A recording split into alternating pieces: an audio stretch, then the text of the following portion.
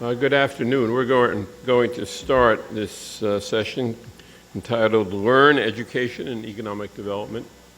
And I imagine there will be a number of individuals who will be straggling in from lunch, which is okay, even if they don't have a clue about what this session is all about by the time they get here. But let us begin because we are running a bit late. It's a pleasure for me, Jonathan Cole, to be the person who's supposed to oversee this panel and to make some introductory contextual remarks related to education and economic development and the future of higher education in the United States. It's a pleasure to do both of those things. But I wanted to first, with housekeeping details, introduce you to the exceptional people who will be part of the panel this afternoon. They will be delivering talks, I think, in pairs, as far as I can tell. And each group, that is, each pair will take roughly 15 minutes to present. I will also take 10 to 15 minutes to present initially my historical and contextual remarks, as well as a few looking forward. And then hopefully we'll have an opportunity to have questions from the audience that members of the panel can respond to.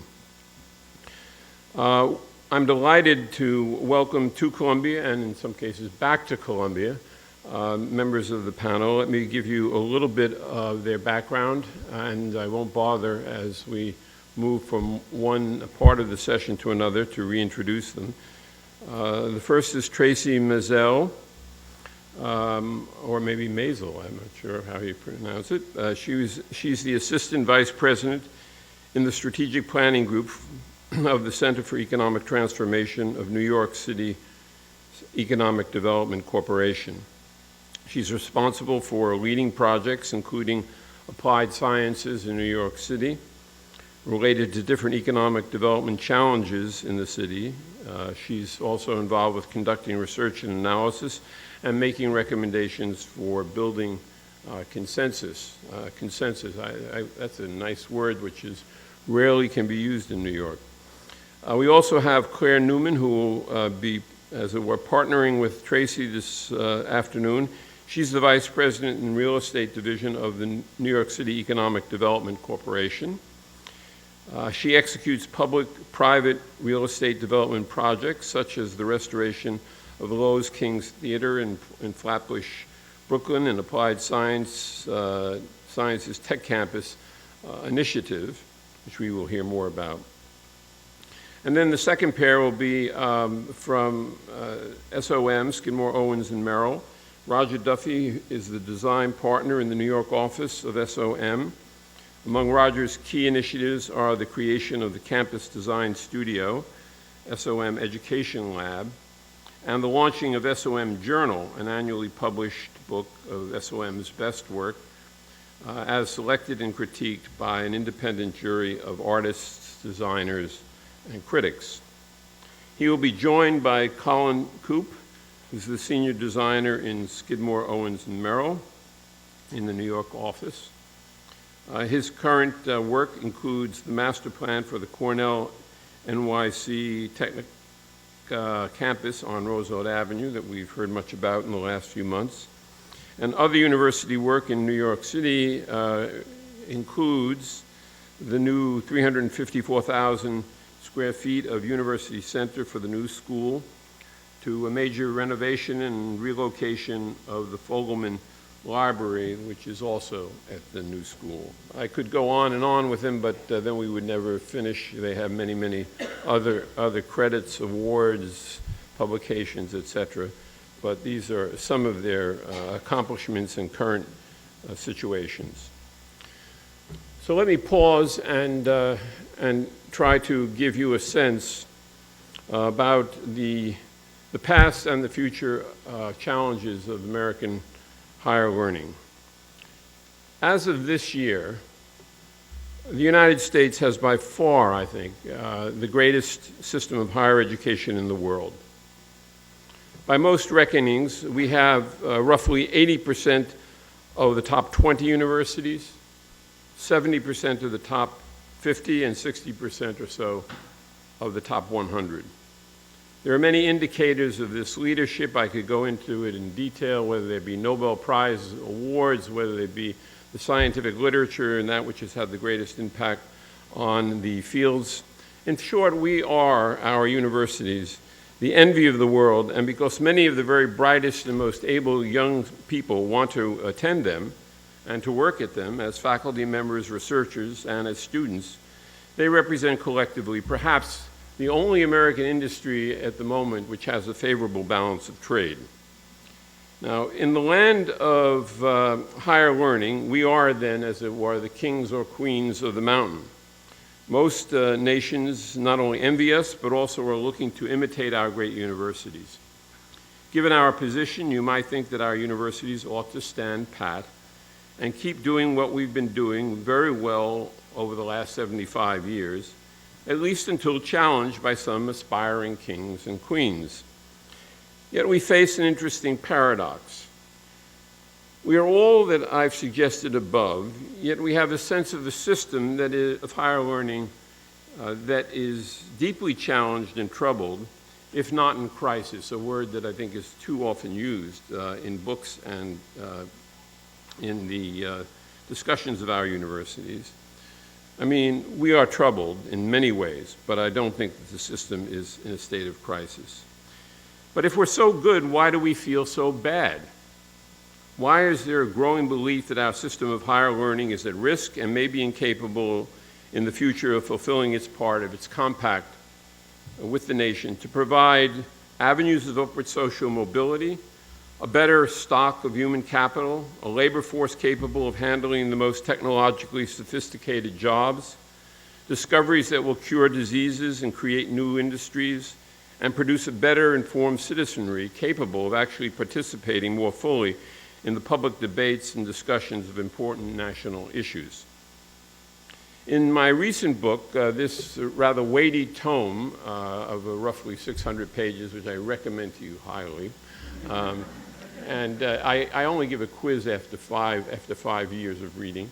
I try to do basically three things. It's called The Great American University, its rise to preeminence, its indispensable national role, why it must be protected. Now there's a mouthful.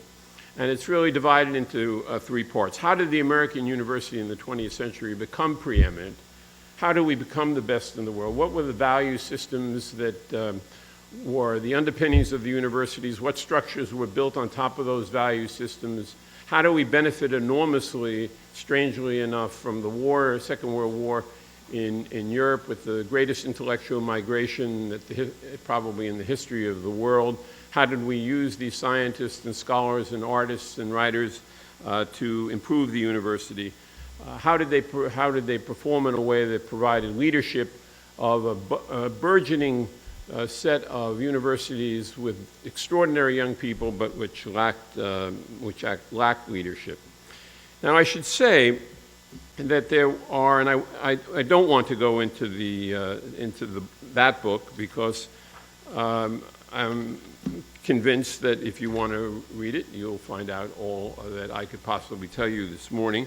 And I'm much more interested in looking at the future, as it were, in my next book, about what I think a great university ought to look like, not what it would necessarily look like, but what it ought to look like 40 years from now. So around the mid-century or 2040, what would a great university look like? This, by the way, is a debate which existed in the 1910s to the 1920s.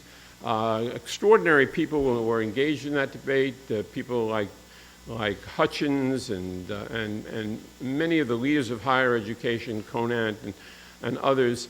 But by the end of the 1930s and early 1940s, that debate was settled, and we more or less settled into a structure and form that we have continued with until the present day. And there's been very little questioning of what that structure ought to be, or whether or not there ought to be any changes in that structure. Now, I argue in this book, and then I'll be done with it for this afternoon at least, that what makes American universities the greatest in the world is not their undergraduate education, as important as that may be, and in fact is. Undergraduate education, which I might say I think is done very well at certain places, including colleges and some universities, and done abysmally poorly at many, many other universities. This is all on top of the structure of K through 12 education, which is done almost uniformly abysmally in this country. So it's strange that we have such great universities and such poor K through 12 systems of education. But what has made these universities great, and which most people, educated people, do not know, are the discoveries that have come out of these universities. And the second part of the book is really about that.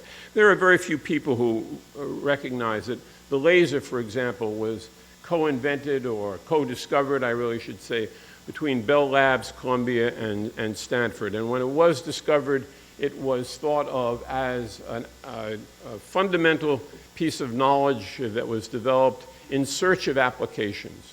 Well, they certainly have managed to find applications for the laser over the last 50 years. Few people know that the FM radio, magnetic resonance imaging, global positioning systems, barcodes, the algorithm for Google, the fetal monitor, the pap smear, cures for childhood leukemia, the discovery of the insulin gene, the nicotine patch, antibiotics, the Richter scale, all these came out of universities. I could go on and on and on of great discoveries, and even some of the more mundane things that we are aware of came from universities, including Gatorade, as you probably know. The electric toothbrush is another.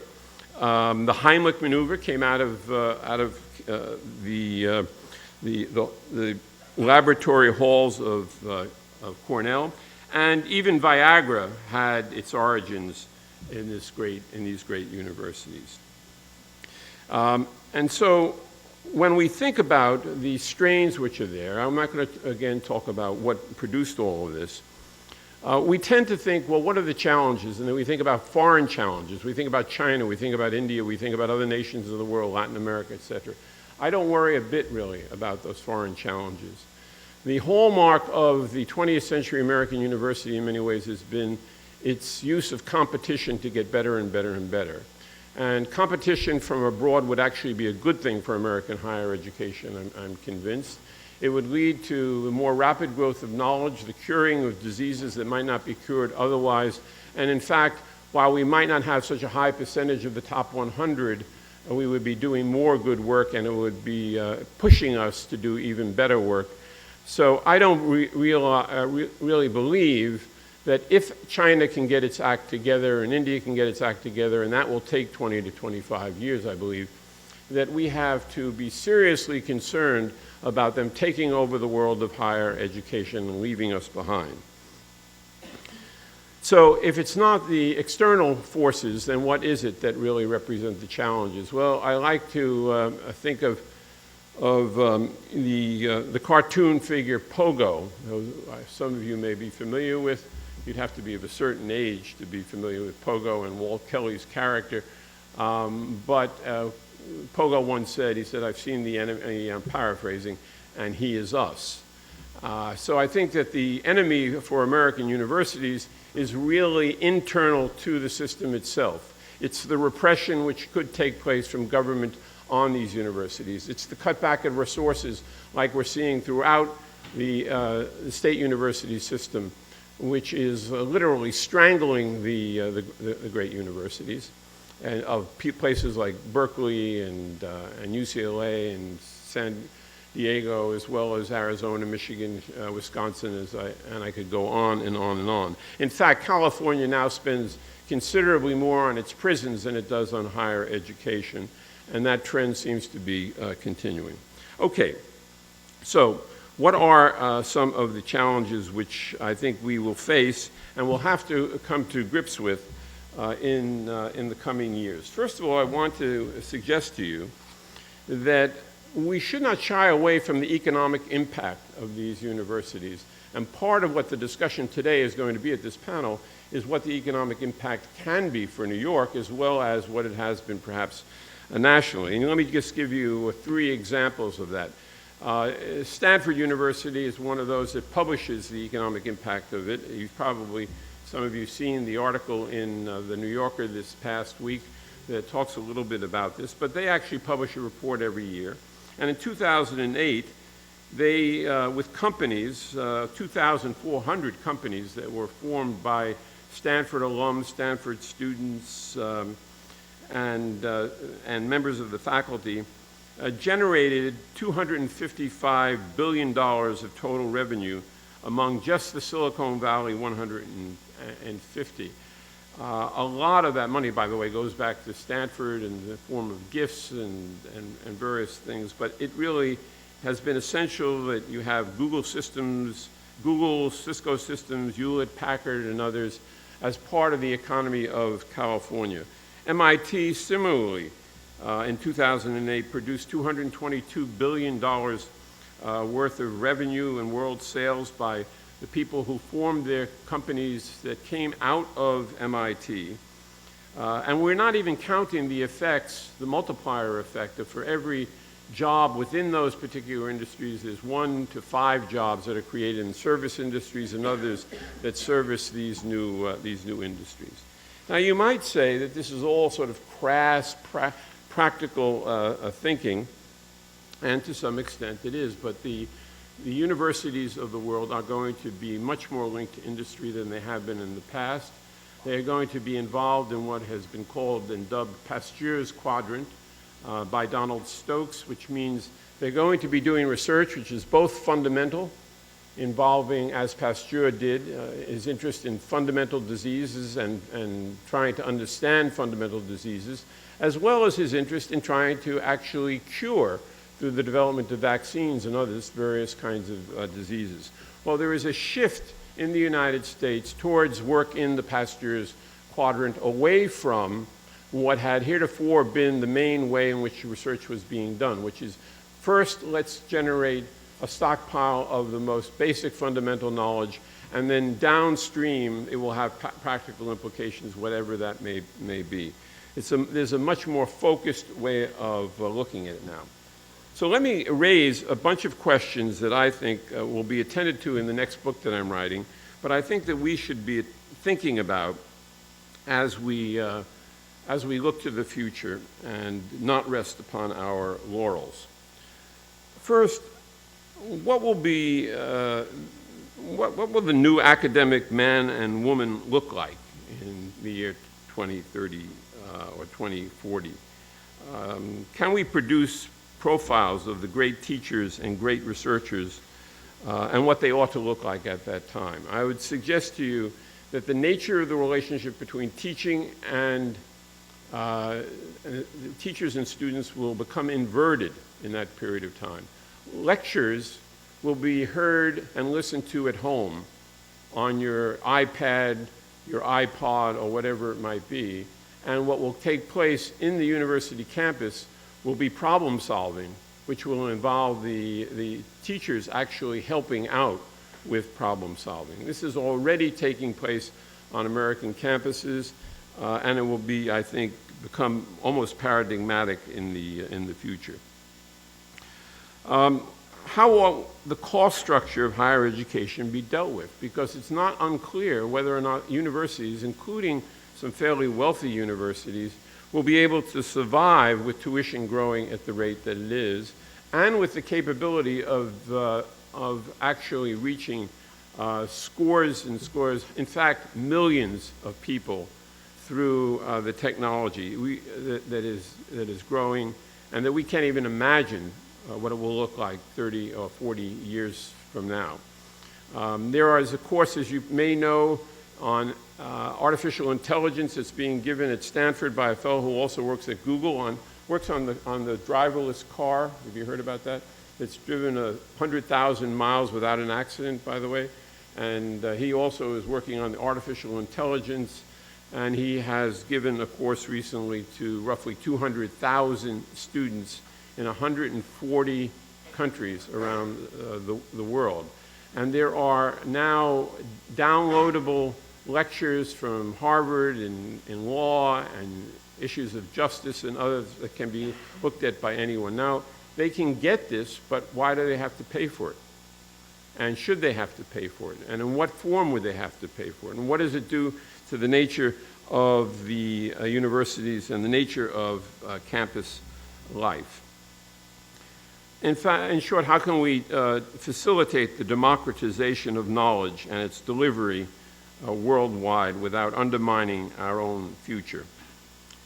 How will undergraduate teaching be transformed?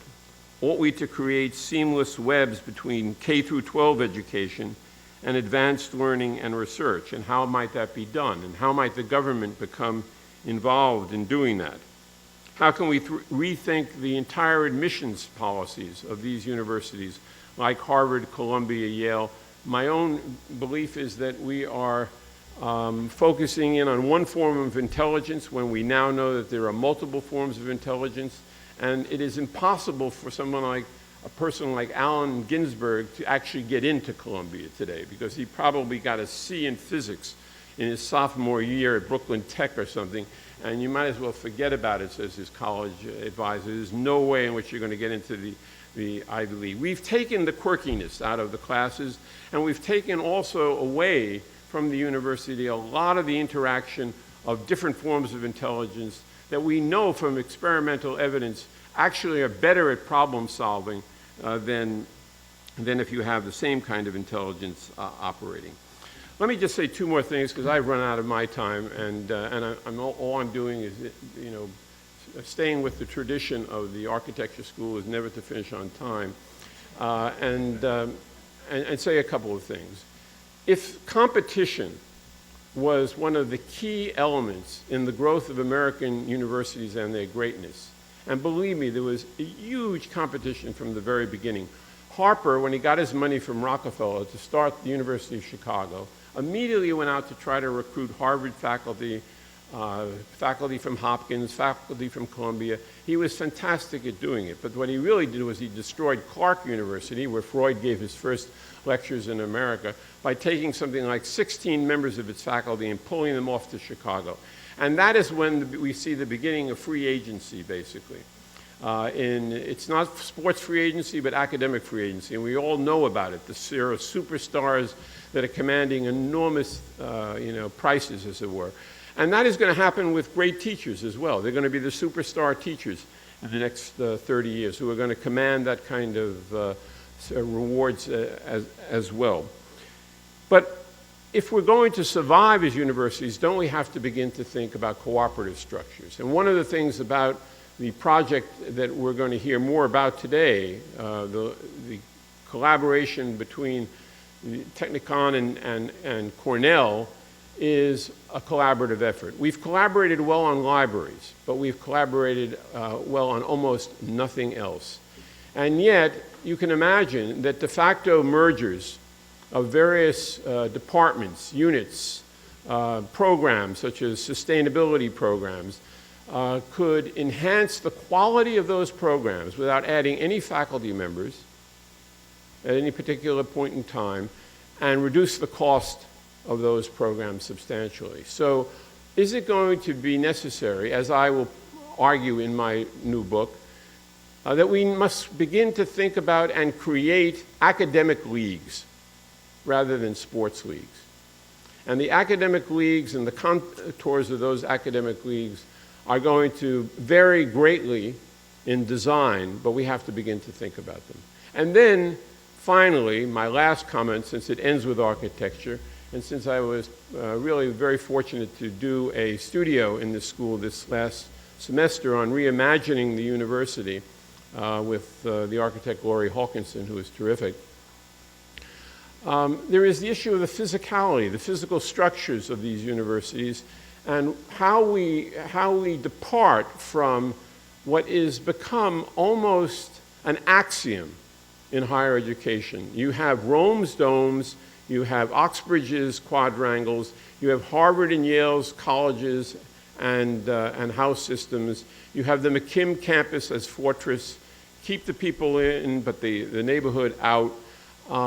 You have these various horizontal structures, but you are increasingly getting urbanization, huge populations in urban settings. 800 universities are being built in China today, many of them, or most of them, in very, very densely populated areas. Can we break through the axiom, the idea that you cannot have campuses that are built vertically. The highest building in American academics today, I don't know how many of you know which one it is, but it's the Cathedral of Learning at the University of Pittsburgh. It was built in the Depression, and it's 38 stories high. We have 17 acres in New York, a quintessentially vertical city, and we're not going to build a building that's higher than 13 or 14 stories. Why not build a 40 or 50-story research building? And the question is, how do you build such structures and still maintain a sense of community? And I believe that we're going to have to rethink the way the campus is organized for undergraduates, for research, the integration of these pieces, and where we are in quintessentially vertical cities, we're going to have to reimagine the way in which we actually construct and think about how we build buildings that will represent the growth of knowledge rather than the other way around. We are no longer going to look at buildings which have the word mathematics on it, philosophy on it, or chemistry on it. The multidisciplinarity of higher education as it's moving into the future is going to call for different kinds of structures which make and facilitate interaction, and it is going to often have to be created on a vertical scale or a mixed model of horizontal and vertical buildings. Well, those are some of the thoughts that I wanted to put out on the table.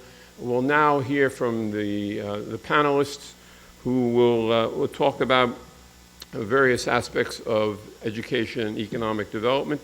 And let me turn the podium over to Tracy and Claire for their initial set of comments. And hopefully, if I haven't taken up too much time, we'll have an opportunity at the end to ask questions of any of us, and we'll hopefully be able to enter into an interesting conversation.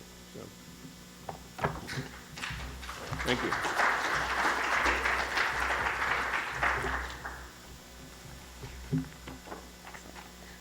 Thank you for having us all here today. This is an exciting day. It sounds like a great conference.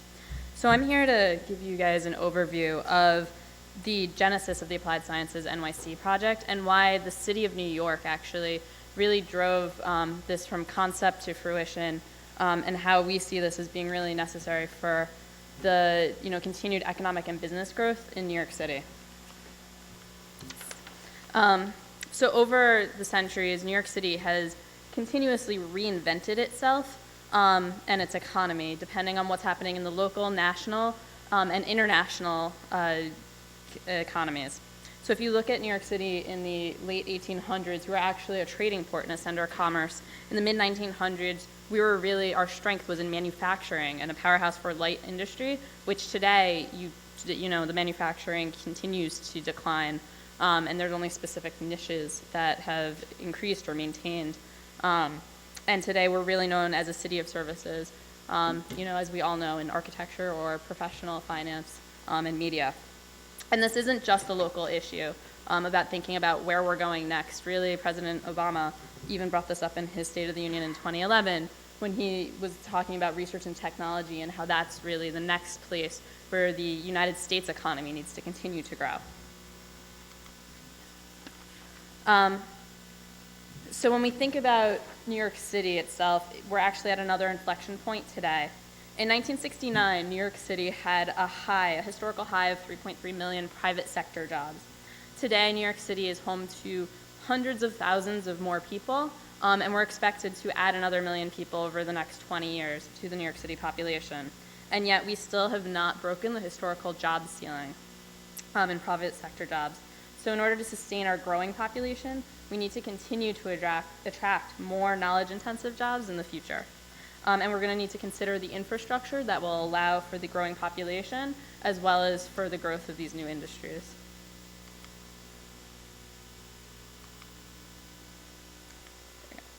And then just to put this in a little bit more of an international perspective, if you look at the New York City economy relative to what we consider as some of the major powerhouse economies, so I'm not even looking at the United States versus these countries, but just New York City, the 5 boroughs, if you looked at us in 1975, our GDP was actually greater than that of South Korea, India, and China. which is frankly, I find that shocking. But then as you look today, obviously things have changed and the economies have changed and types of industries. So we as a city can no longer rely on US global dominance. We actually need to think about how we as a city are going to grow our own economy, as well as just thinking about how the composition of GDP has changed over time. In 1972, our GDP was 63% services, whereas today it's about 79%. So academic and business leaders agree, and we've heard resoundingly, that in order to supercharge a 21st century economy and create jobs for the future, innovation is driving, innovation by technology is key. A report by the US Department of Commerce stated that tech jobs were expected to grow by 17% between 2008 and 2018 versus 10% in other sectors. So it's no longer about adding just another person to the assembly line. It's really about how do we find those innovations that are going to change the way that business is done. And innovation and technology are strongly linked with academic scientific research, and particularly in applied sciences, which is that intersection of commercial technology and academic research. So in New York City, the good news is that we're quickly emerging as a major center of technology and innovation. And we're in a position of strength as a center of technology. So if we look at VC, venture capital tech investment over the last year or 2.5 years, the number of deals per quarter has increased by 40% since the fourth quarter of 2009, surpassing Massachusetts by $714 million in investments in the last year. So there's stability in the investment community. There's a lot of excitement about what's happening in the tech center as a tech center in New York City. And it's only continuing to grow. And then when we think about basic research in New York City, if we look at patents that have been assigned to inventors over the last 30 years, we actually have continued to grow, and actually New York City patents have increased by more than 50% over the last decade. So it's not just about the next new hot app, it's really about things that are being made here. The other good thing for New York City is that we're home to many of the world-class universities. We have 100 plus academic institutions in the 5 boroughs, 9 academic medical centers, 20,000 university and commercial researchers, and we're America's largest university and college town with 626,000 students. Not to mention that there's significant resources and partners regionally. So I've said all the good things about New York City. And where we are today. But we still, and while we have a lot in terms of tech and education, based on the size of the New York City economy, there's significant room for growth in applied sciences. So when you look at us relative to our peer areas, so the Boston and San Francisco Bay areas are usually considered as the New York City competitors. Frankly, we rank 33rd in the nation for the percent of workforce in science and engineering.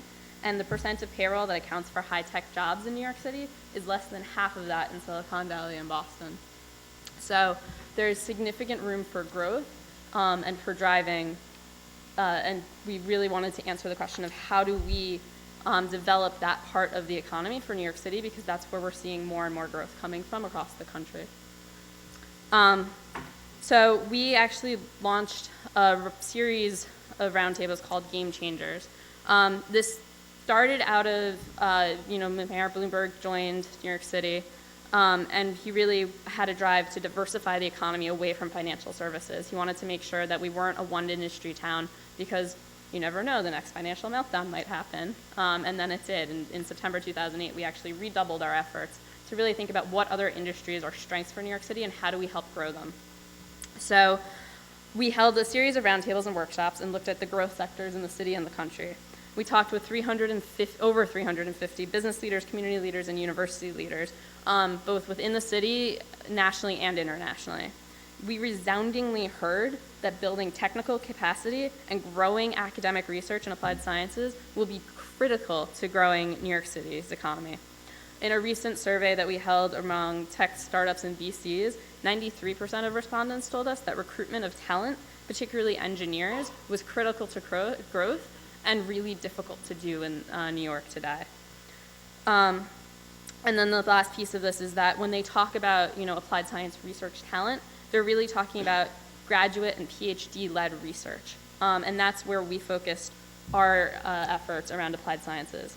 I'm going to now hand it over to my colleague Claire, who will talk us about the process for applied sciences. Thanks, Tracy. Good afternoon, everyone. I also just want to reiterate thanks for being here, and this is certainly an exciting panel to participate in. So I'm going to run through how we went about effectuating this project and then give a brief introduction to the actual Cornell project itself.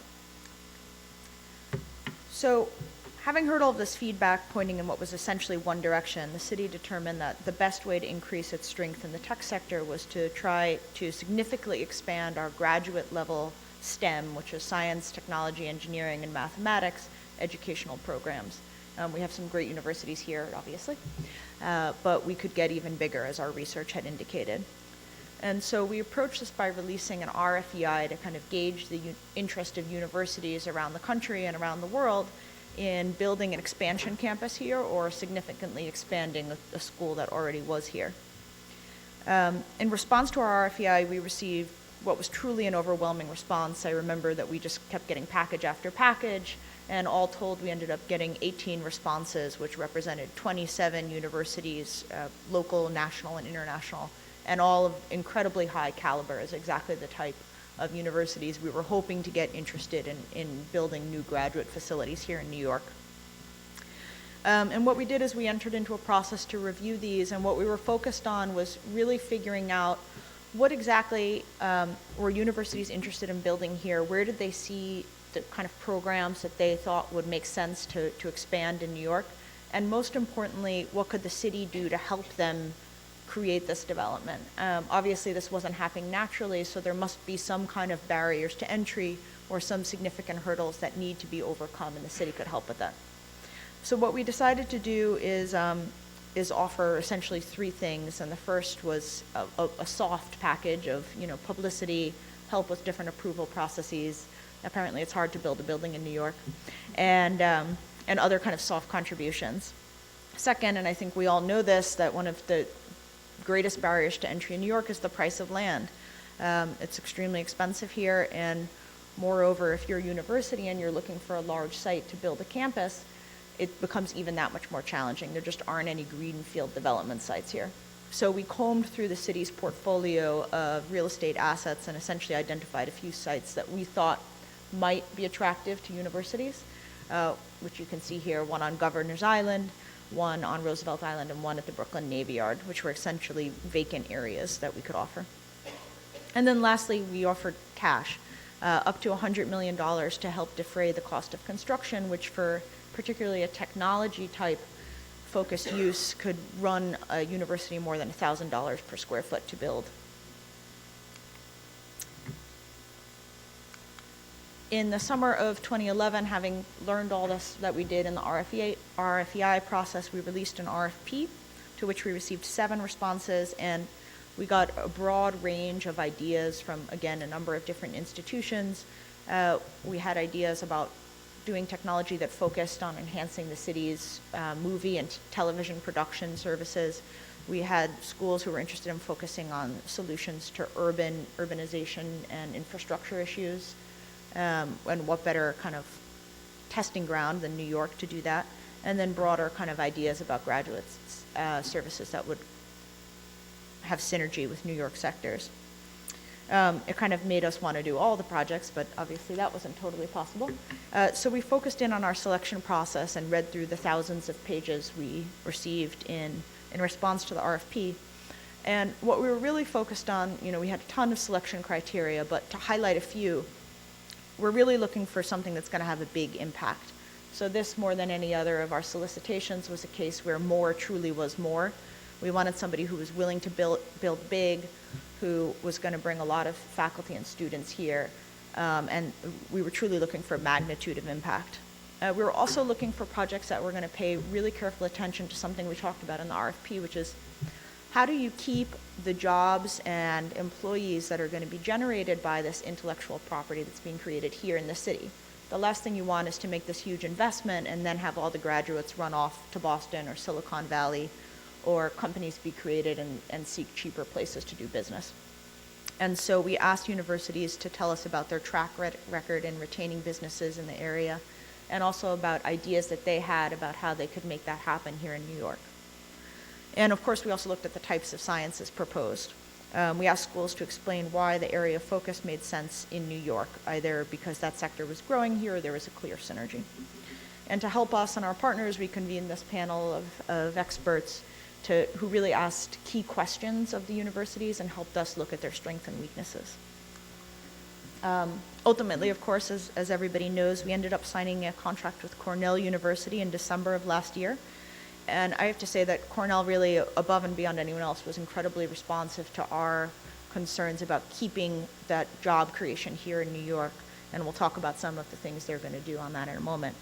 To give a brief overview, and Colin and Roger will discuss this in greater depth, they're going to be building an approximately 2 million square foot campus on Roosevelt Island. Groundbreaking is expected for 2015, and they're going to open up in 2017. When it's open and fully built out, there's going to be literally thousands of graduate students there, and we expect that this Cornell project is going to nearly double the number of engineering grad students here in New York. So that's going to be significantly additive to New York's economy. They're also proposing what we think is a very unique arrangement, and it gets back to something that Jonathan talked about earlier, which is they're literally going to have private sector R&D companies co-located on the university campus.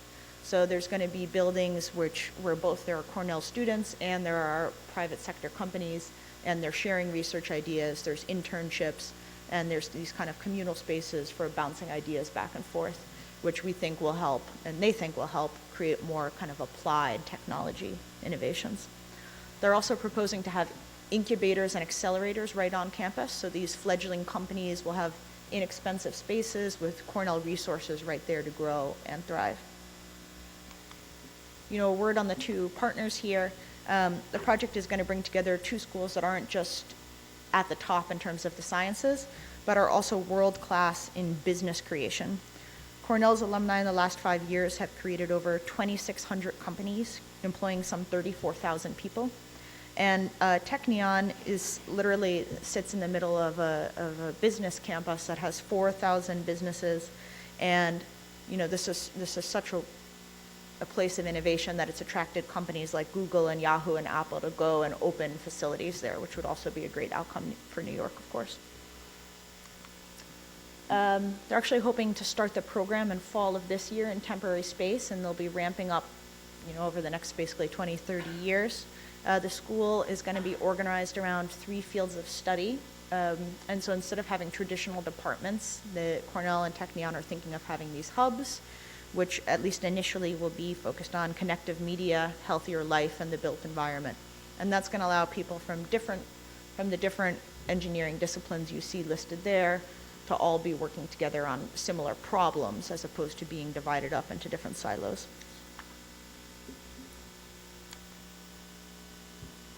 Some of the other benefits and ideas that Cornell brought to the table, one thing New York is really excited about, Cornell is going to establish a $150 million revolving loan fund for startup businesses that agree to stay in the city for a certain amount of time. So that's the kind of incentive to keep folks here that we were talking about. And they're also partnering with Department of Education to help at the K through 12 level, especially in the fields of science. In terms of direct impacts, we've got some fun numbers here for you. This is just the university itself, literally employing thousands of people. And as you can see, it's not just jobs for professors. There are other jobs that the campus will be creating. And in terms of indirect impacts, the numbers are even bigger. So when you start looking at expectations around how many spin-off companies and jobs are going to be created, the effect on the city's tax base and job basis is really staggering. Obviously, not all of these jobs are going to end up on Roosevelt Island.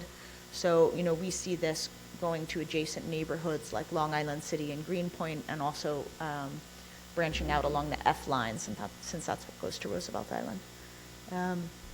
So that's kind of a summary of the process itself, and I'll turn it over to Roger and Colin.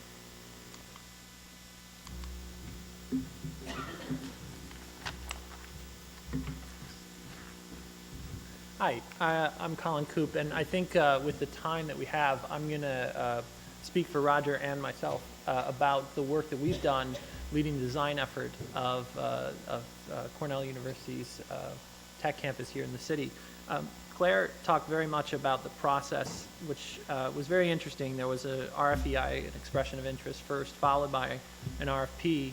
And I think it's interesting to talk as a design professional about the different roles that you play over the course of that process. So we were with Cornell from the first moment and worked very hard with them to, even in the expression of interest period, help them understand what the city was offering and what the potential of that was from a design standpoint. So there were sites, there were actually even more sites than the ones that were finalized for the RFP. We worked very hard to sort of show the potential of each of those and honed in very quickly on Roosevelt Island as the most ideal for what Cornell envisioned their campus and their pedagogy to be. And then once we went into the design period for the competition phase, it was very much like any other design period. So the requirements were for plans and sections and images and phasing and construction staging and any number of things that had to be thought through very quickly. So it was very much a sprint, and it was exciting for us. It was exciting for us to work with a client that was so committed to thinking new about the way that universities think about their physical assets. And so before I go into the actual design work, I'll talk a little bit more in detail about Cornell's actual pedagogy. So you've heard a little bit already from Claire, and how do those two work together? How do Cornell and Technion work together? So Cornell is going to own the buildings, construct the campus, and then the two of them together are going to staff it with faculty. So it is very much a sort of a Cornell centric place in terms of ownership, but in terms of the pedagogy, the two schools together are very much going to be in a cooperative relationship. And they both bring strengths. So Technion very much has a longer track record of working directly with industry, whereas Cornell obviously has the history of being a top flight research institution. And each of them get something, I think, interesting out of this. I think Technion gets an opportunity to expand their connections, particularly to the US and to New York City, where I think a huge percentage of their alumni currently reside. And Cornell gets an opportunity to have up in Ithaca the sort of ivory tower that many universities are, but then have an opportunity to have a very intertwined, interconnected engineering, applied sciences campus here in the city. So they were very much about trying to straddle the line between those two different methodologies of learning and teaching. It will be mostly postgraduates and PhDs, other pieces like that. No undergraduates at all. Everyone will be connected to industry. And the curriculum is going to emphasize individual study and individual interest. So the idea that unconventional classes would be tied very much to entrepreneurial ideas is something that's going to be at the core of the curriculum. The hubs, the idea of the hubs is one of sort of a sink or swim attitude. So most universities are organized by department. You've got the architecture department, the engineering department. Cornell wants hubs, and the reason they want hubs is because these are either going to succeed and grow and be more successful, or they're going to die and be replaced by something else. So the first three that have been described are the Connective Media Hub, the Healthier Life Hub, and the Built Environment Hub. And each of those has an emphasis, and each of those has specific industries and specific departments that contribute to them, but they are not a department unto itself. So there will be engineering students in all three of these hubs. There will be, but there will also be healthcare health and sciences students contributing to Healthier Life. There will be architecture contributing to the built environment. So these three, if they grow and they succeed, they'll continue to develop, and they might be 3 or 4 hubs that join over the course of the years. Or it may be that 2 of the 3 fail but are replaced. So it's very much an idea that they want to be nimble with these hubs and not be sort of stuck to the idea of creating a singular department that then has to exist here. And then that relationship, it really is about job creation, and specifically in the New York City tech ecosystem. So everything they have to do has to be about a relationship to the surrounding city. And from a designer standpoint, that's one of the reasons why we emphasize to them Roosevelt Island being the best of the options available, because it is on the subway, because it is a tram stop away from the center of Midtown, because on one side you have Long Island City and Queens, and on the other side you have Manhattan. It's much more tied in and connected than Governor's Island, certainly, and even Brooklyn Navy Yards. So it was, for us, the obvious choice. The phasing is incremental, and it'll be in 2017, a preferred growth of 700,000, all the way up to roughly 2 million. So they need to move quickly. The design is progressing extremely fast, and all of this is pointing towards the idea of opening in 2017. So I'll give you a flavor of some of the research and that our practice that Roger runs is focused on in terms of education and how those helped inform the design of these. And I'm going to put these in sort of two camps. On the one hand, we have buildings which are very much about innovation and buildings which are about sustainability, because another key component for this for Cornell was to take some of their sustainability goals that they've established for their Ithaca campus and see how many of those can they shift forward decades. So what are they planning on doing in 2037, and what can they do in 2017 here? Well, how can they collapse the timeline? And I think some of the projects that we've been developing helped us as designers very much lead a direction towards a specific kind of solution, architectural solution. So let's talk about innovation first. There are a number of notable, even masterwork buildings which are dedicated to research, and this is but a small flavor of some of them. But the question would be, how many of these inside of their walls did the great research actually happen? Did the great leaps forward actually happen? And how many of these were the actual sort of trophy pieces for the innovation? So Salk Institute is a compelling architectural piece that functions and is a gorgeous building, but in a lot of ways, the fundamental research that allowed the Salk Institute to build that building had already taken place.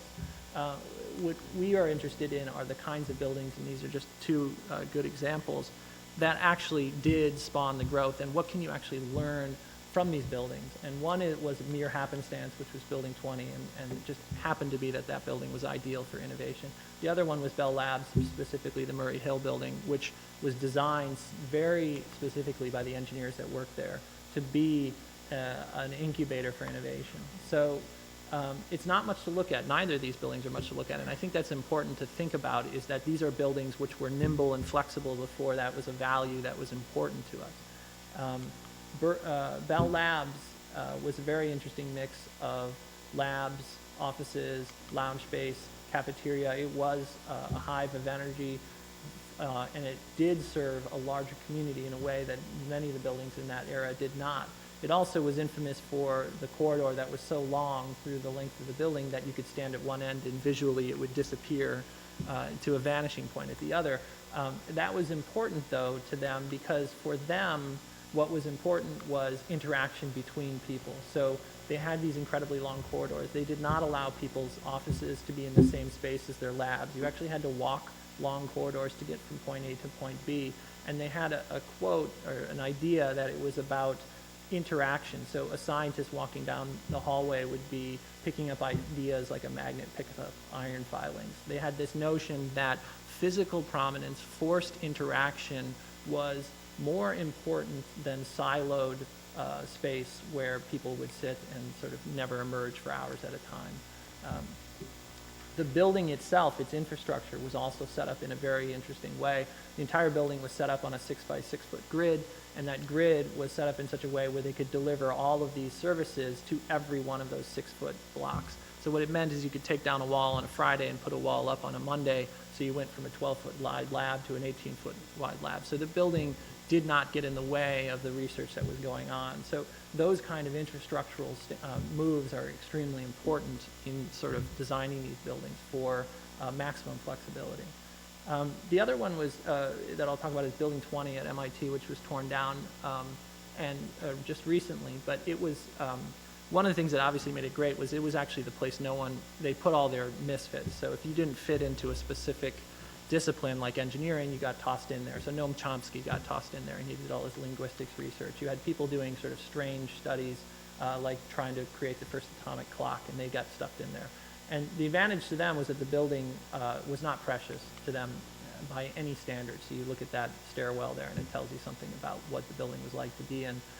But for the researchers, what it meant was that if you were creating the first atomic clock, you could cut a hole in the ceiling and connect 2 floors together, because your atomic clock needed to be 2 stories tall, and nobody really cared particularly.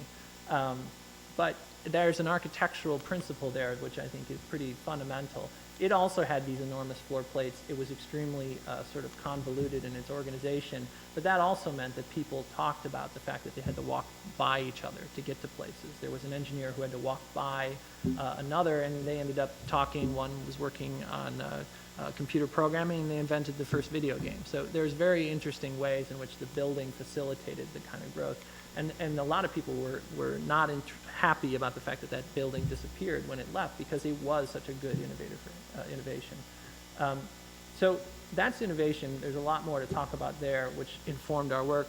The other piece is sustainability, and the one that I'll reference is that we were very interested in pushing see how much they would be willing to push the limits. So the one thing I think more than anything that we honed in on was the idea that there could be a net zero building as a part of this campus. We have a building right now that's just about to be constructed here in the city, which is PS62, which will be the first net zero building in New York City and the first net zero building east of the Mississippi. And the problem for solving for net zero is very interesting, and it really informed the design of the campus significantly. The solution for this particular building, which is 70,000 square feet, is that when you manage to make your building, this is a typical building, so optimal from a passive design standpoint, and you shrink the amount of energy that the building itself consumes, the lives of the people, which we all think about, becomes absolutely critical. So plug loads, which represents what people are doing on a day in and day out basis in their buildings, becomes half of the problem to getting to net zero. So it forces, again, different roles for designers to take on. You have to take on the role of being an educator. So we've gone and had working sessions with the teachers and explained to them why this works. We've tried to understand, go into different classrooms and see what's going on, and you'll be amazed to find going in a classroom and finding a professor has plugged in his own refrigerator because he just wants a refrigerator in his room. And that's a huge game changer in terms of energy consumption. We've also found that if you just serve one cold lunch a day to the students, you save an enormous amount of energy. So there's actual work that designers have to do with the occupants of the building to create a net zero building. There's also the question of how do you actually, in the case of this project, make up the deficit. So in this project, it was a continuous roof of photovoltaics, which becomes the skin of the building as well, and it wraps down.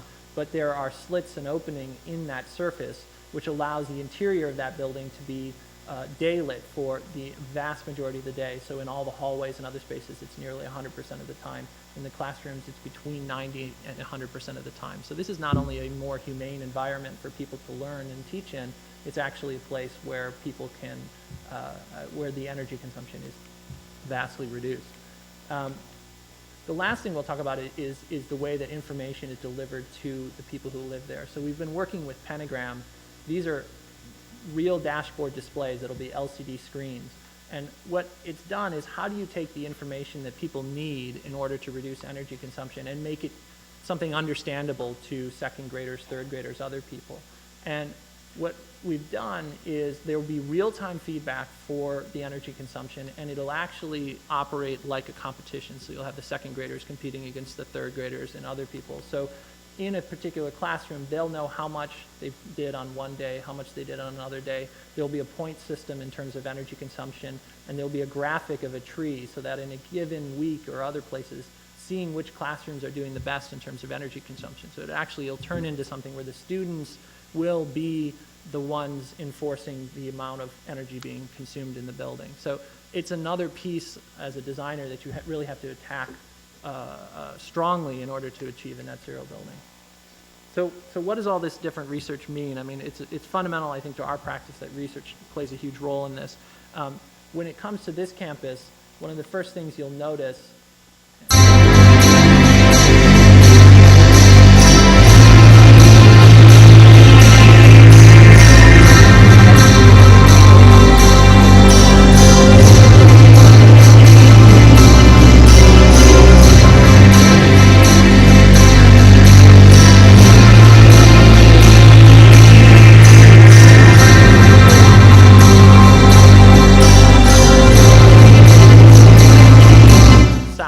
also have a tilt to them that's roughly equal to the latitude, so around 30 to 40 degrees in the case of New York City, you will be able to generate far more energy and thus be able to deal with your net zero component far more intelligently than if you are not oriented in that particular manner. Beyond that, there's also the passive aspect of this, which is when you work with, let's say, bar buildings, having the long face, facing south and north, it's much easier to control daylighting. It's much easier to control the heat gain on the buildings. And so all of that is sort of embedded in the DNA of the campus so that the hard work of the planning does the hard work of passive design as much as possible and even puts the buildings in a great position for active energy generation as well. The other thing that we'll talk about and notice in all of these is that this is not a cloistered community. So if the campus is intended to be about intertwining into the tech system and intertwining even into the Roosevelt Island community, which is a big part of this as well, there's not a gate around this. There's not a quad that's at the center of the building, but rather it's a series of scooped green spaces that we designed in collaboration with field operations that orient themselves to the distant views of Midtown and Queens and other elements, and also create a real sort of vortex of energy which pulls people into the center of the campus. There's a layering here of teaching space, of research space and other elements that's folded also in terms of the section into the landscape as well. And then emerging from that are a series of very sort of multi-layered, multi-leveled buildings, some of which are large warehouses, some of which are taller, which have multiple functions as well. So you have residential on this site, you have school, you have conference center space, you have research space, all these different pieces. So you can see in the center of the campus that kind of layering, almost a patchwork quilt of a lot of active open spaces. So none of these are quads in the traditional sense, but the central signature space here is actually imagined as a boardwalk space with a grid of trees, which allows us to actually do a grid of geothermal underneath that space, which will help service the campus. And that boardwalk space then is the center of the campus, not just an open green space. And that's what we actually imagine to be the Woods Cantina. And this is about cafes and other elements at grade spilling out onto this space, creating a vibrant outdoor space that hopefully can match a vibrant academic space on the inside of these buildings. So that idea creation doesn't occur just in labs, but idea creation also occurs in outdoor spaces of the campus as well. This is the existing esplanade, and then figuring out how to tie in to that network, which is part of the 69 master plan that Johnson and Burgee did on the island, is also very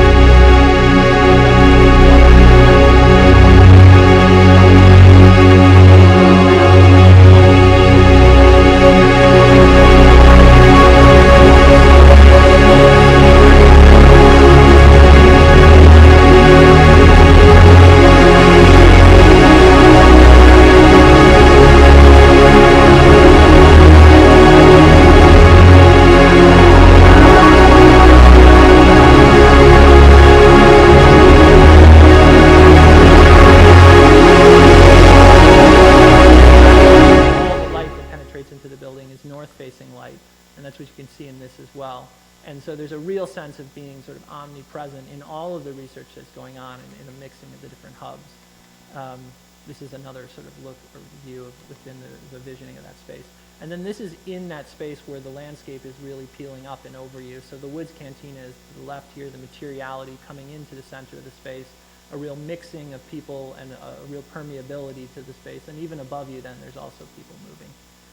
And then a very quick snapshot of the entirety of the sustainability So it's very much about those optimization for photovoltaic energy generation. There's geothermal systems. Those two combined will be the primary technologies for the net zero building. You see how the north-facing skylights will help diffusely light the space without too much overlighting, glare, or too much heat gain. And then water will be another piece of this. So looking seriously at the idea of sustainable sites, gray water collection for landscape irrigation, trying to mimic the natural ecology of the water runoffs by using rain gardens and other permeable surfaces.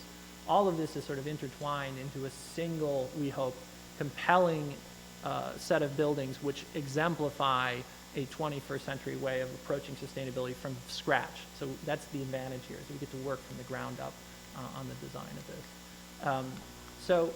And then in the building, you see very much several of the principles of the Bell Lab. So the raised floor, which is a plenum which delivers all services, which allows for maximum flexibility in sort of moving and rotating people through. If there is direct sunlight, it'll be diffusely controlled through any sort of screens on the exterior, but the majority of it's going to be coming through the north face light, which, by the way, makes the great orientation for the photovoltaics to be tilted. All of it wants to be sort of integrated. So that's the vision of the campus. I think it's a compelling start, and we've been moving forward with Cornell since then as the master planning has continued, and we're very excited by the opportunity for this campus to not only symbolically mean something to the city in terms of a 21st century aspiration for job growth in the tech sector, but literally be an engine for change in the city, which I think is a very interesting challenge. So, thank you.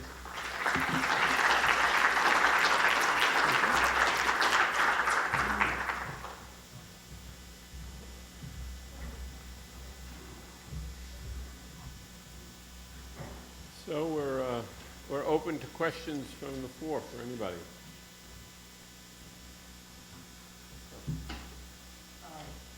On your Portland project on Williamson Island, is there any study of improving the infrastructure? Is there a plan to do another bridge or tunnel or something to reach to the island? The project has to go through ULURP, so an EIS, an environmental impact statement, is certainly part of that process.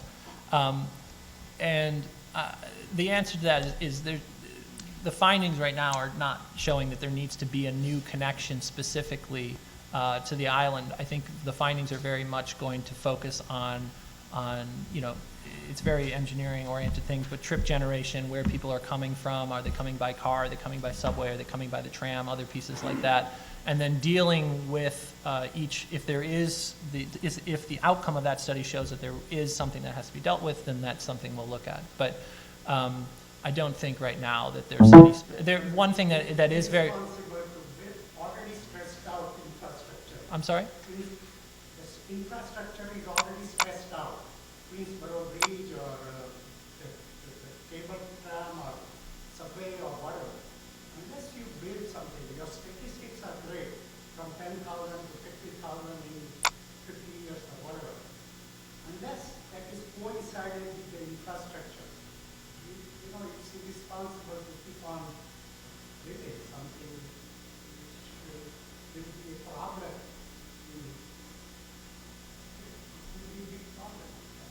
Yeah, I mean, infrastructure obviously has to grow with development, but I think the two have to be in balance, and that's something that Cornell is looking, is part of and examining. One of the things that's been discussed very much is whether ferry service can be established to Roosevelt Island.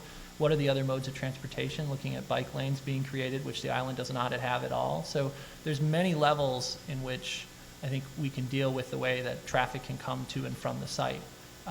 Without specifically, for example, building a new bridge. I think your presentation would have done something in that direction. I understand. Thank you. I think it's wonderful to see the cities taking the initiative with the public-private projects, and I'm wondering if you can share with us any other. I assume that this is going to be an ongoing thing. What other things you're thinking about right now? Sure. Well, actually, the Applied Sciences competition itself is ongoing. Just last week or the week before, we announced that going to be a project with NYU in downtown Brooklyn. They're taking an old, basically abandoned MTA building and are going to be doing something similar to what Cornell is doing on a slightly smaller scale, which is partnering with a number of other international universities to do graduate research specifically focused on urban infrastructure. And we're still talking to some of the other competitors. And then just in general, what our group does at EDC is attempt to form these partnerships with private developers to reimagine what we can make of kind of underutilized city property. So that's something we're focused on every day. Yes, in the back. Yeah. Wondering how you, with Cornell, and also similar kind of future for the university in the kind of research capacity. With the Cornell lab, you see the kind of experiment and the kind of public lab, you see the incubator kind of one of the core, undergirding ethos of the project seems to be this kind of integration with industry. And I'm wondering how, when Reinhold Martin spoke this morning, the director of the Buell Center, Columbia University Research Center, he started by saying that he's basically beholden to nothing. He can kind of the kind of idea of academic freedom is still kind of alive in his practice. And I'm wondering how you reconcile the idea of the whether or not it's a kind of naive vision of the kind of original university as a kind of place outside the market. But how do you kind of reconcile something like academic freedom, kind of scholarly pursuits without a kind of market initiative or kind of market imperative, when this seems to be a kind of, it's not just a kind of new Cornell campus, but it also seems to be potentially a kind of academic telos, kind of a new model for the university. I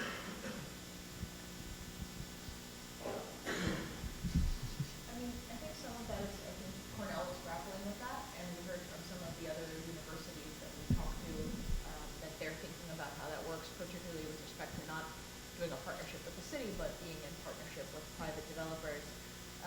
And I think a lot of it is actually going to be the way Cornell describes it, and obviously I'm not them, so forgive me if any of this is wrong, but it's really going to be generated by student interest, and that there are going to be lots of money coming in and lots of focus on kind of the pure research we talked about this morning. And then there are going to be people who are really focused on, a specific problem that they've either identified through previous work in the private sector or in work with the private sector at that moment that they're focused on attempting to solve. So I think their hope is that there's room for both of those things, and that if anything, maybe there's synergy there. But there's no, I think Cornell views itself as not beholden to those partners who are on the campus in terms of results, but more about kind of creating that ecosystem where they can both be beneficial to each other. Yeah. And so, Sorry, go ahead. I was going to say, and just to build on what Claire said, I think what we heard through the entire RFEI and RFP process from the many universities we talked to and even beforehand is that sort of the model of the university as we know it today is somewhat exploding, and that more and more of these partnerships with commercial technology, with commercial companies, but even startup and established companies is going to become more and more important, just because of the way that research is evolving and the way that things do come to market and the way that things do make an impact after they've finished with that basic research stage. Yeah, I was just going to say one of the things they've talked about strategically is they want to be at every step of the growth cycle in the tech sector. So they simultaneously want to be in the business of incubating new ideas, but they also are very comfortable with the idea of mature companies like Google or others joining them in efforts as well. But there's a lot of steps in between those. So if an idea is in the incubator, they want to figure out how they can get that person seed money and potentially even be a vital partner in finding the first office space in Long Island City. And then watching that person grow, and then that person joins them actually then as a mature candidate on their own campus as a company. So I think they would see it strategically as about that kind of sequence and finding a role for themselves to play in every step of that sequence. Nonetheless, I think that to respond directly, to your question, I think that the value systems of industry and value systems of universities have traditionally been not entirely overlapping.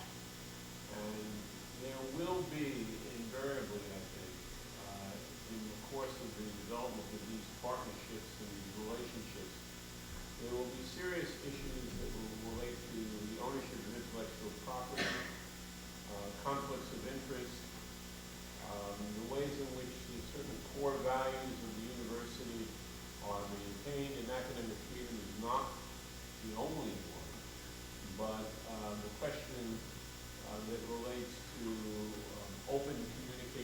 ideas, for example, when you're dealing with companies that want proprietary interests.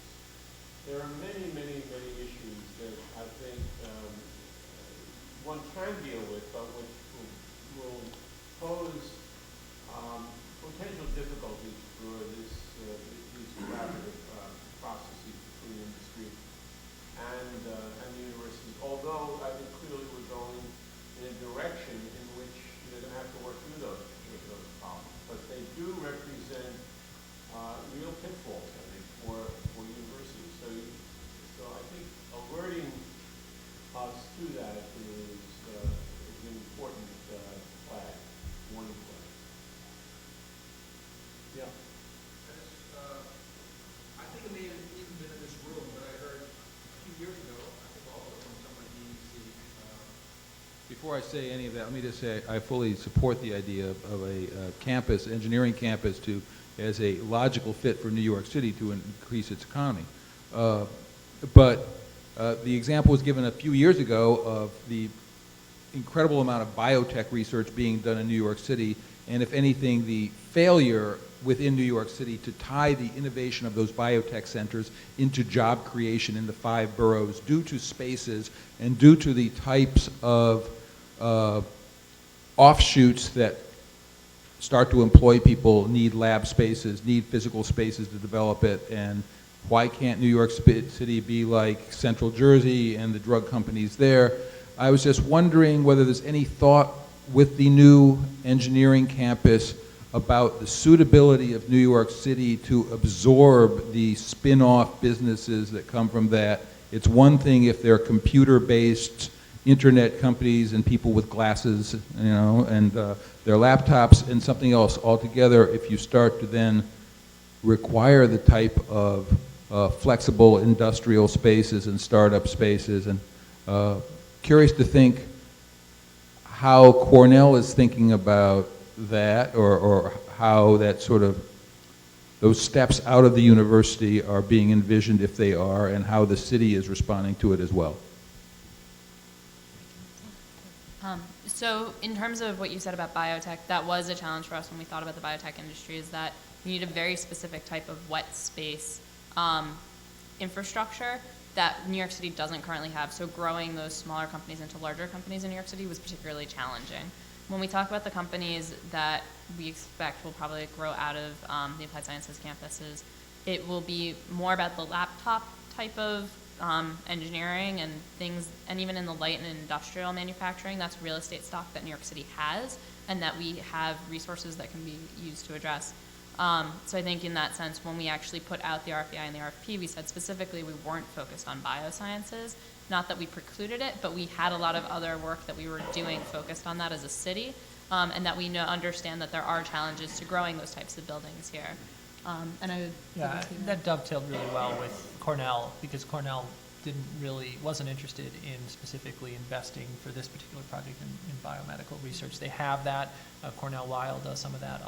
Ithaca does some of that. And their focus was very much also on the tech sector. So even the Healthier Living Hub, that hub is much more about information, data, and other things that are relevant to the healthcare industry, not specifically about the kind of research like wet lab research and industrial manufacturing that would be necessary. So none of that is on the campus. Before I ask the question, I just wanted to know, point of clarification, how did this Cornell-Technion compare to the Manhattanville expansion of Columbia as far as scale and size? I think it's 6 billion here at Columbia. Yeah, so this is smaller. It's a 10-acre site approximately versus Manhattanville is 20. It's far larger. So it's almost twice, Columbia's expansion is almost twice the size of what we discussed. Yeah, and then on a square footage basis, it sounds like it's 3 times the size. So it is smaller in scale. And I think I remember seeing the numbers for Columbia that tripling kind of holds across numbers of students and faculty as well. But obviously Columbia is a number of different departments and focuses, and we're talking at the Cornell campus really only about engineering. So, okay, I had to preface the question. As an alum of both of these institutions, having spent 4 years in Ithaca, and then just last year finishing this one, and coming out of the hole, and trust me, coming out of the hole $100,000 later for this one, and for the other one, I'm still paying my loans back. I'm thinking in the last decade, all of these universities are expanding and multiplying and growing up and out, and my loans are going up and up and up, and I don't see the offset of this coupling with industry, where the young minds are being tapped as a resource by people who need innovation and tuition. Thereby, I mean, it would make sense if you told me, hey, Audi's going to step in and you're only going to have to pay half your costs and they're going to benefit off your ideas. You know, maybe you could sell me on that, but in some ways it's prohibitively expensive to go to school because of, I would say, these projects, or vice versa, these projects are a result of the prohibitive expense. So I would just like if you could talk about that correlation. Yeah, I mean, I think that's a complicated question and something that obviously is like a national issue, right? We've all heard about tuition prices are increasing at The city a issue. huge rate, and it's not just in New York, it's everywhere. Cornell has been, I think, really mindful about those kinds of issues, and one of their primary goals here is to have this entire campus, the development and the endowment, funded by new fundraising efforts. So I'm sure everybody heard they already got a $350 million donation to pay for the construction, because what they don't want to do is create a drain on their existing endowment and, you know, put themselves in a situation where they do have to then raise tuitions. This campus, obviously, PhDs don't pay tuitions, they're paid, in fact, and assume the master students will be paying some amount of money. I don't know if they've worked out the cost structure, but what I can say is that Cornell's goal here is to create a campus that is financially self-sustaining and that is, affordable to a wide range of. Well, maybe a more astute question is to say, since Cornell's a SUNY, it's exactly, 3 of the 7 schools are state funded, so, and the 4 are private. Is this one of Cornell's state-funded SUNY schools? No. This is not. No. Okay. This is not one of the land-grant We institutions. have time for one more question. Yes, right here. Just on the same lines, how are you dealing with immigration? Because you can create all these programs. And as a matter of fact, those programs are already in one way or another out there. But then when the students are done, if they cannot stay in the country, and so unless there is an immigration policy that is changed dramatically, this is not going to work. Well, I mean, let me just jump in on that quickly. I mean, it's not how we alone are dealing with immigration, it's how the country is dealing with immigration. I mean, it is the visa policies that have been handed down over the last 10 or 15 years, which have been highly restrictive and overly restrictive when we need talent from abroad. So to the extent that we close off the pipeline of these extraordinarily able people, or we send them back after they have completed their degrees, even though they want to stay within the United States, continue their work or their jobs, we are just harming ourselves, and we're harming our universities. And there isn't any question that the immigration policies that were followed over the Bush years were extraordinarily restrictive for these universities, and for a period of time quite harmful. We're in such demand at the moment that we nonetheless get large numbers of people anyway who are extremely talented. But that will not go on forever, especially when these universities in other countries begin to get better and better, and when they continue to keep their youngsters at home. So I think you've identified one of the important issues I actually talk about in this book and in others, that if we don't have a much more open visa policy about the talent that will come from around the world to work here, if people want to, we're going to damage the possibilities of greatness in this kind of campus or any of the great universities. And just to build on that, I know that Mayor Bloomberg has been incredibly outspoken about the need to increase H-1B visas and to keep talent in New York City or in the United States once they've been educated, because the reverse brain drain is increasingly hurting our country. And so while it's not necessarily part of this initiative to be addressed, because we are beholden to the national politics of it, New York City has been doing everything they can to try to address the issue on the national level. So let me say that we are running a little late, but I want to thank you again for coming and listening to our guests and panelists. And I think there's going to be a 15-minute break, and then we'll be No break. break. Yes.